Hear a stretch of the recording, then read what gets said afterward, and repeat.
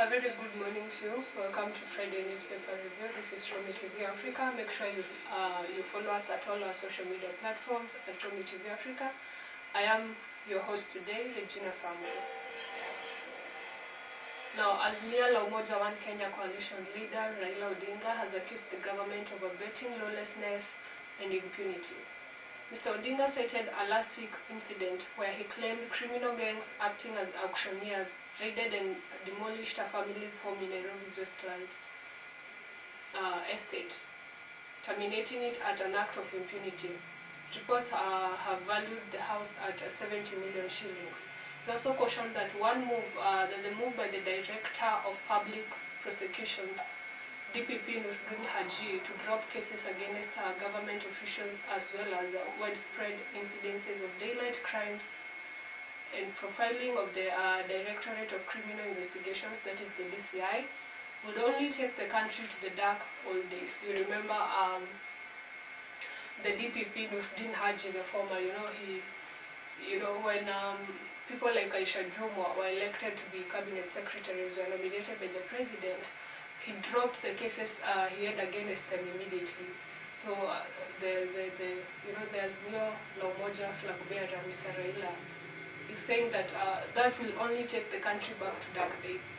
Now, in a statement Thursday, the former Prime Minister said the country may be witnessing a quick return of the old practice where individuals with political patronage used their proximity to power to harass innocent citizens and foreigners and take their property. A general sense of lawlessness is taking shape. Our security appears to have deteriorated overnight, with widespread incidents of daylight crimes, making families lose their loved ones to thugs in broad daylight, particularly in Nairobi, said Mr. Odinga.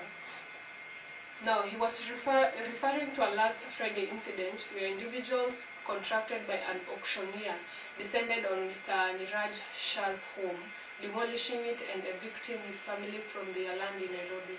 Mr. Shah, a Kenyan of British origin, and his wife Avani were caught unawares by the group, which consisted of hired guns and police officers. Lawlessness and impunity seem to be finding their way back into our national life, targeting not just individuals but also property in a manner witnessed in a previous era that Kenyans had hoped was gone forever. The Azimio leader said. He lamented in the developments came at a time the government's profiling the DCI and dividing the National Police Service into good and bad officers. At least 9 police officers from the disbanded Special Services Unit SSU have been arrested over claims of involvement in the abduction and disappearance of 2 Indian nationals and their taxi driver, Mr. Nicodemus Wanzia. The duo Mr. Mohammed Said Sami and Zulfaq Ahmed were said to have been involved in Dr. Ruto's presidential campaign. Mr. Odinga insisted that the Westlands incident, taken together with recent developments in which the DPP dropped cases against government officials, including Deputy President Rigathi Gachagua, and the willingness of the judiciary to dance the tunes of the executive, points to the fact that as a country, we are flirting with lawlessness. This is the easiest way to lose a country to criminals, he said. We have seen that since the government came into power, the government of Mr. William Samoei Ruto, we have seen that the opposition leader, Mr. Raila, have been, keeping the government on check, noting each and every move that they are making, of which I can't blame him. And whatever he came up and said about lawlessness and impunity as a country, then it is true. Because we are seeing that some things are starting to go wrong instead of going right. The promises that were kept during the campaigns that were being made, we have not seen any of them being kept. We are still at a point where we are still crying for the government to do what they promised they will do. So I think the Azimio la Umoja coalition leader is doing a good job, making sure that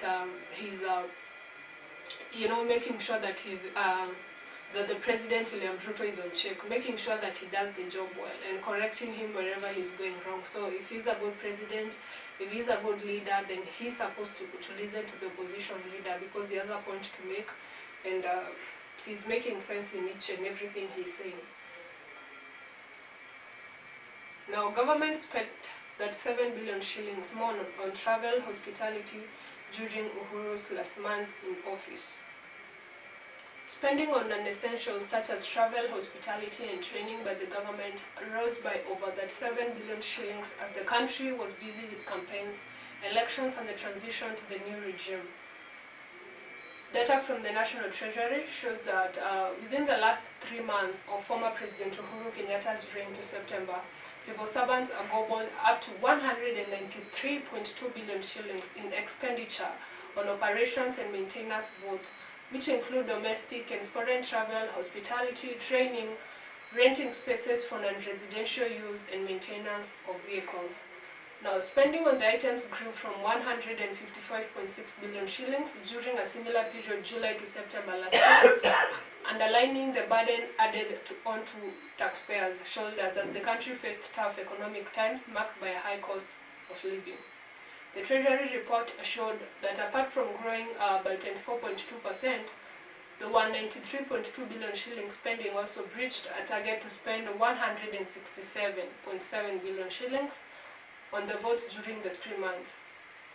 Now, this means civil servants overshot their target by 15.2%.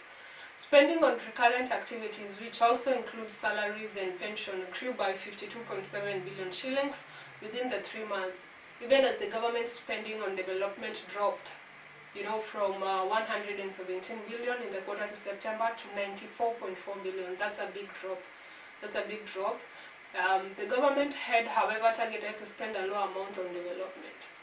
Development expenditure was above target by 19.3 billion shillings to amount to 98.4 billion shillings by end of September 2022. Treasury stated in a presentation during the launch of the process to make the 2023-2024 budget. Now, spending on salaries and wages rose by 7.8 billion shillings during the quarter compared to last year, which had been projected in budget targets. Now, we have seen that the government is spending, the last regime spent a lot of money. The International Monetary Fund, IMF, in its latest review of the government's progress on implementing projects under its 38-month credit program, disclosed that Kenya failed to pay 0.7% of the country's GDP to external creditors due to a lack of money. The lender did not name the affected creditors. The lender also observed that a mix of factors, including huge amounts spent on subsidizing fuel, high inflation and disruptions in the global supply chains, causing a spike in import prices, impeded Kenya's efforts on growing revenues and cutting the budget deficit.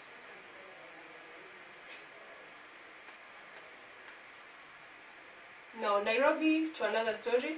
Nairobi adds another star, beats London in luxury property gains.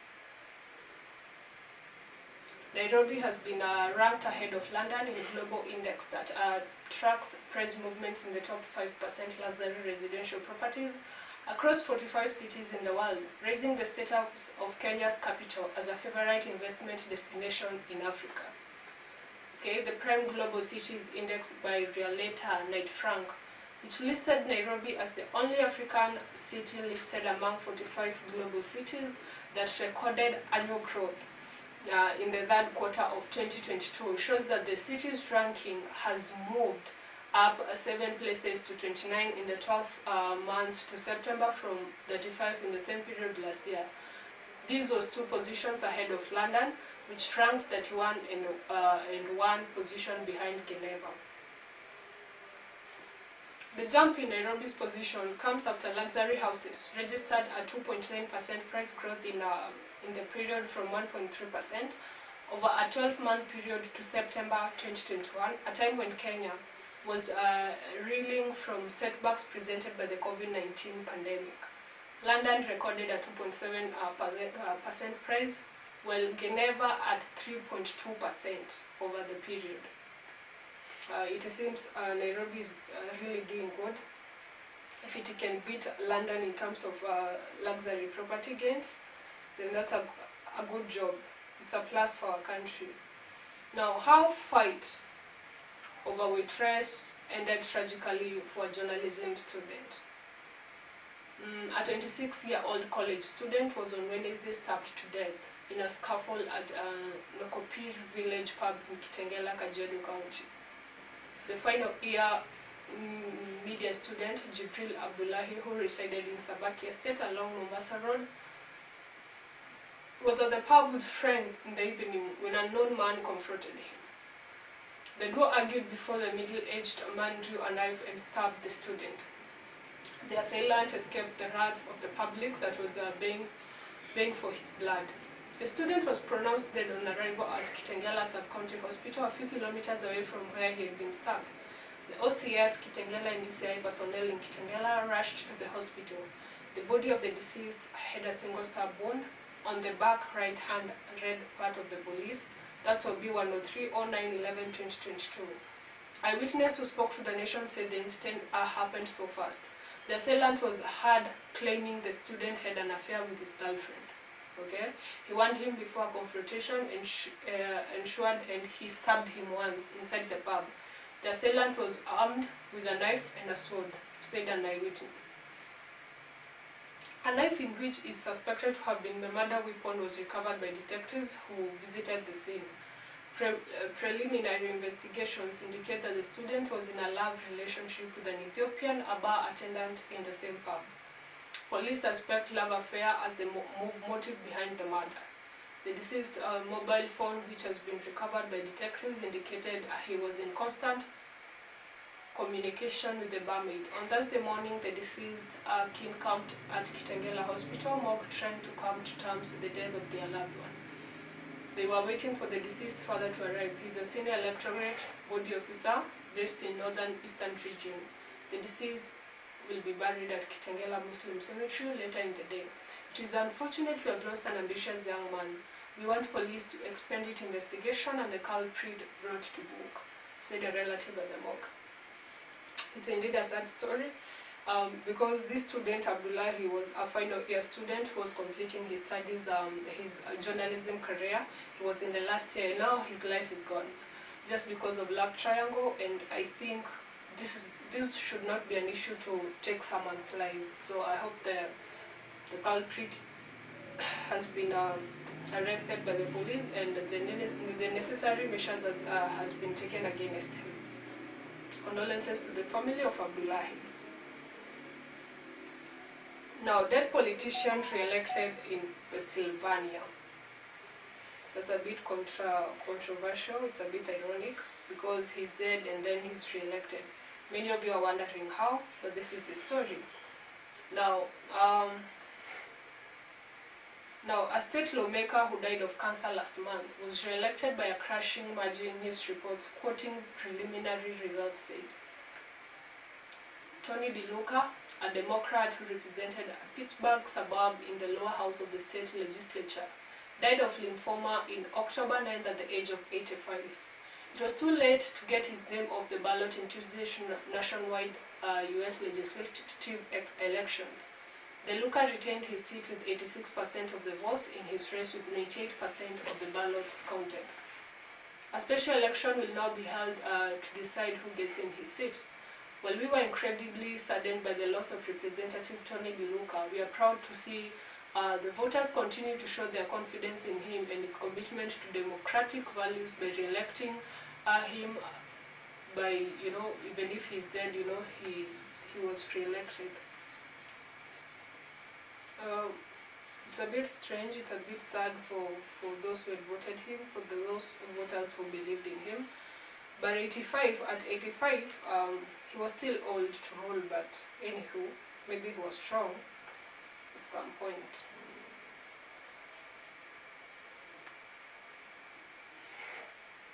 Now, to some other stories, we have a KDF who confesses to stealing a KDF, at Embakasi Garrison. A man who stole a general-purpose machine gun mounting stand from the heavily protected Embakasi garrison in Nairobi pleaded guilty to theft charges after he was arraigned before a Makadara law court.